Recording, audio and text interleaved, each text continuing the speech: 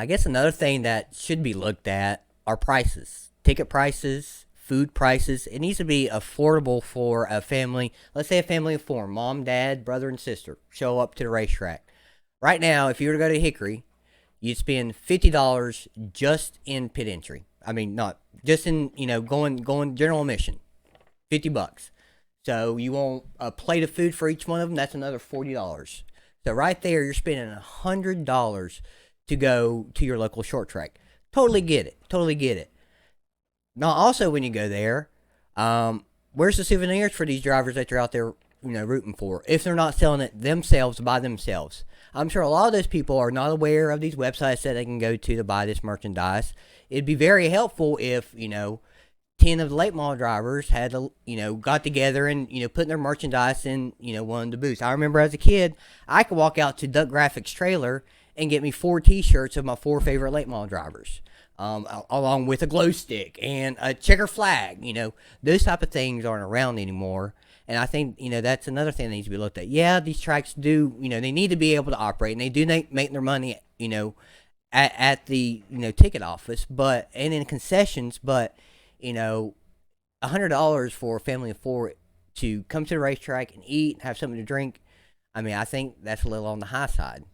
No, I agree. I think this falls on the promoters some, because a lot of times, and maybe that's just the way it is in our industry now, where the promoters, many of them are having to try to make a living off the racetrack because that is their only source of income, and they're trying to make money off the back gate.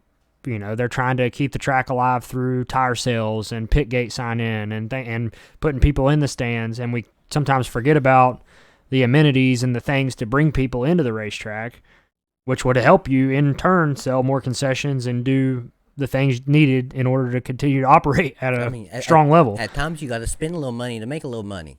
The merchandise thing, I 100% agree with. We sold more merchandise this year than I ever have in my life, all through a web store. We did sell a good bit at the racetrack too, but hell, I was just telling people, find my hot wife in turn 1. Yep. She's got a box. Yep. That I had no way of setting it up, and the track really doesn't work with you to allow you to set it up.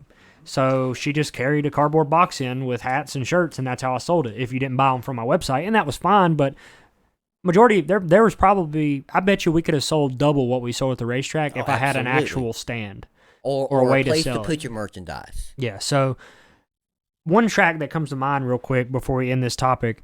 South Boston has a souvenir store right when you walk in, and the very bottom of and it's been renovated over time because there's been a lot of money put into the racetrack. Being Pocono, the group that owns Pocono owns the racetrack, so they put funds into the track. But there is a souvenir store right when you walk into the main grandstands entrance, and they used to have die casts in there. Still do. Yeah, local racer shirts for.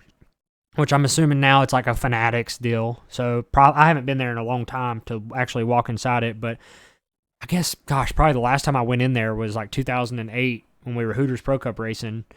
And I could go in there, and I remember seeing all the old diecasts, like 90s diecasts were still in there.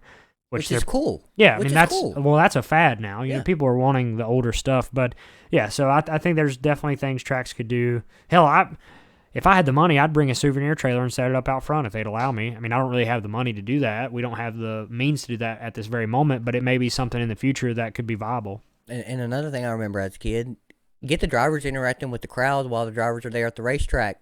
Yep.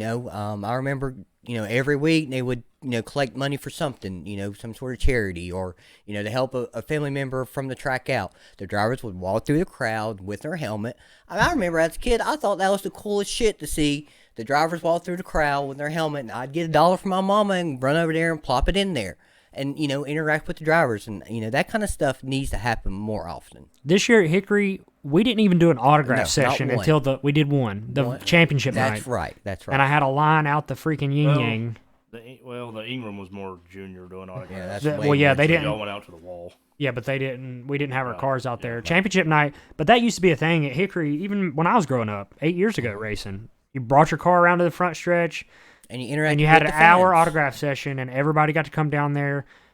And there's so many people that I interact with now at Hickory that I met through the autograph sessions and things of that nature, and they become fans of mine. Yep. A lot of them were fans of my dad's. Like, there's just a lot of interaction that we're missing. I agree.